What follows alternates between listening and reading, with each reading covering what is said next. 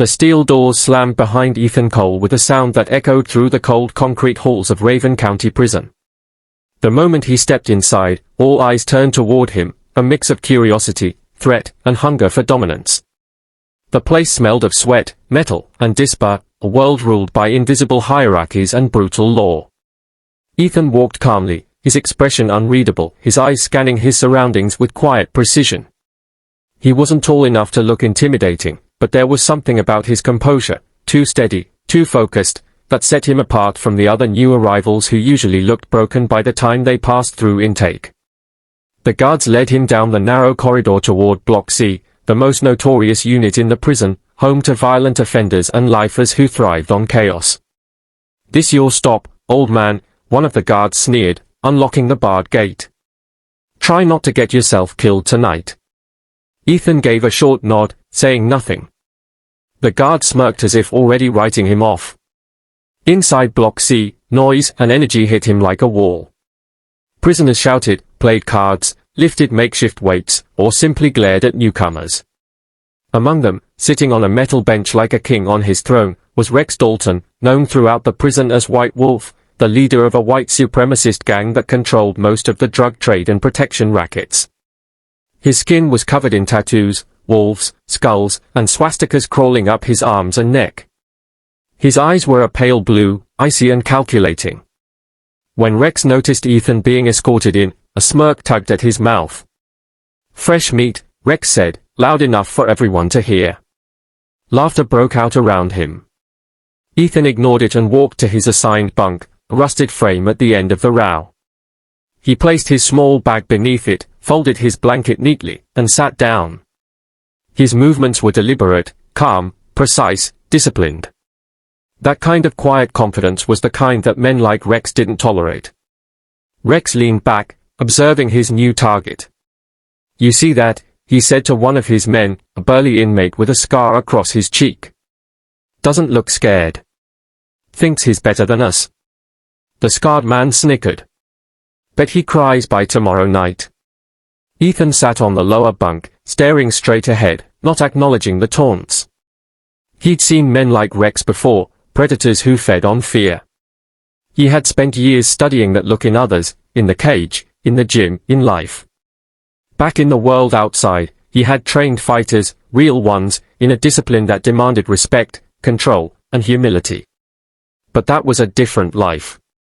Before his divorce. Before the gym closed. Before the bar fight that landed him here. When evening came, the prisoners lined up for chow. Ethan walked silently to the cafeteria and took a seat in the corner, alone.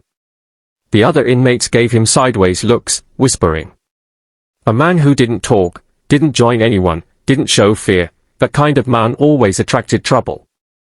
And sure enough, the moment Rex entered with his crew, the room shifted. Rex's boots thudded against the floor as he approached Ethan's table. His presence sucked the air out of the room. Every eye turned to watch. "That's my seat," Rex said, towering over him. Ethan looked up, calm, unblinking. "Didn't see your name on it."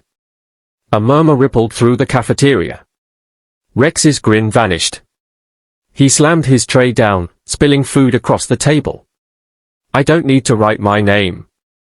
Everyone here knows who runs this block." Ethan didn't flinch. He simply picked up his tray, set it aside, and wiped his hands with a napkin. The quiet defiance infuriated Rex. "You think you're tough?" Rex hissed. "You'll find out soon enough how things work here." Ethan's gaze stayed steady. "You should be careful what you wish for."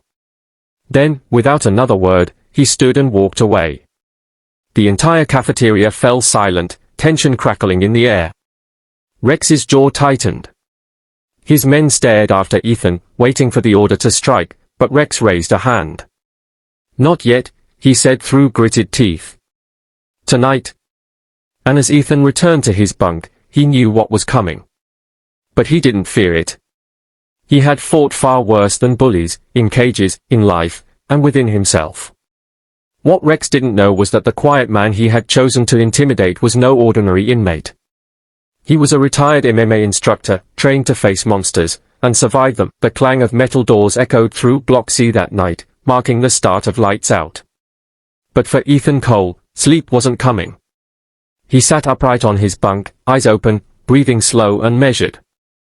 He'd spent years teaching fighters the same breathing technique, staying calm under pressure, conserving energy until the exact right moment. Around him, the usual prison noises filled the dark: whispers, snores, the creak of bed springs, the distant slam of gates. Yet beneath it all was another sound: footsteps, soft and deliberate, drawing closer. He knew they were coming. Rex White Wolf Dalton wasn't the kind of man to let a challenge slide. The humiliation in the cafeteria had stung too deep. In a place where power meant survival, losing face meant losing control. Rex would never allow that. Ethan's cellmate, a small, nervous man named Kenny, stirred uneasily.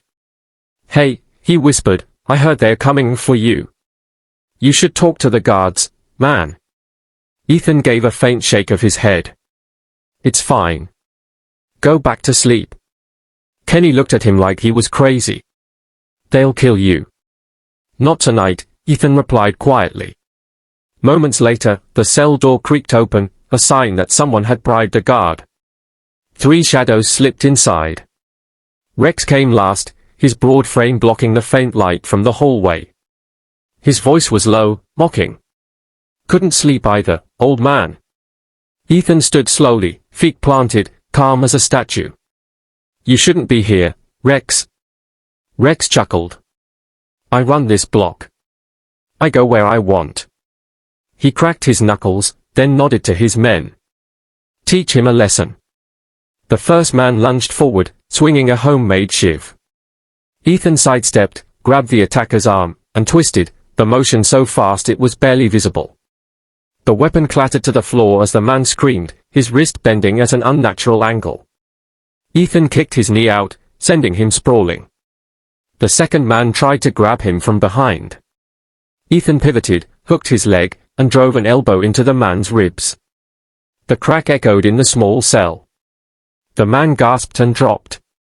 Then Rex came forward, snarling, his fists swinging. He was strong, no doubt about that, but strength without precision was nothing to Ethan. Rex threw a wild punch, Ethan ducked, countering with a hook to the gut that made the gang leader grunt in pain. Another swing, another block. Ethan's movements were fluid, efficient, years of training turning into instinct. He wasn't fighting to hurt, he was fighting to end it quickly. Rex roared and charged again, but Ethan sidestepped and slammed him against the wall, forearm pressing into his throat. "Enough," Ethan said, his voice calm but cutting through the air like a blade. "Walk away." Rex's eyes burned with fury, but there was fear underneath, the kind of fear only a man who'd never truly been hit before could feel. Ethan let him go and stepped back. The other two were groaning on the floor, clutching their injuries. For a moment, no one moved. Then Rex spat on the ground, humiliated. "This ain't over," he hissed. Ethan looked at him, his expression unreadable. "It is if you're smart." The door opened again, and the men slipped out as quietly as they had come. Kenny sat up, staring in disbelief. What was that?" "Who are you?" Ethan didn't answer right away. He sat down on the bunk, wiping a bead of sweat from his forehead. "Used to train fighters," he said finally. "Mixed martial arts. Back before all this." Kenny's eyes widened. "You mean like UFC stuff?" Ethan nodded slightly. "Something like that." The younger inmate shook his head in awe. "No wonder you didn't flinch." Ethan lay back on his bunk, staring at the ceiling. "Fear's not the problem," he murmured. "It's what men do with it that decides who they are." Outside the cell, the whispers had already started spreading. Inmates who'd heard the commotion were murmuring to each other in disbelief. White Wolf got dropped. The new guy took him down. By morning, everyone in Block C would know the story, how the silent newcomer had dismantled Rex and his crew without breaking a sweat. And from that moment on, Ethan Cole wouldn't just be another inmate. He'd become something else entirely, a man no one dared to cross.